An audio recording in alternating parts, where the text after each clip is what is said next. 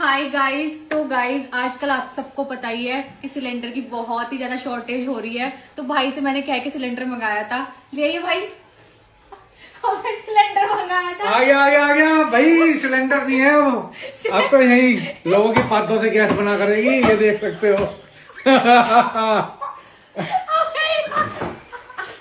मेरा सजना सवरना का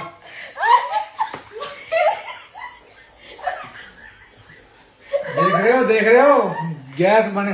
आजकल लोग खा भी पता कैसा रहे हैं, बेकार खा रहे हैं चाउमीन बर्गर। तो उससे बढ़िया जो है ना, मतलब गैस नहीं बनेगी। जो पुराने लोग होते थे ना, उनकी गैस बड़ी दमदार होती थी, बढ़िया गैस होती थी, बढ़िया खाते थे वो।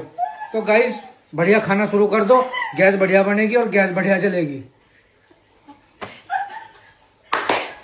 मेरे पेट में दर्द हो गया। किस काम का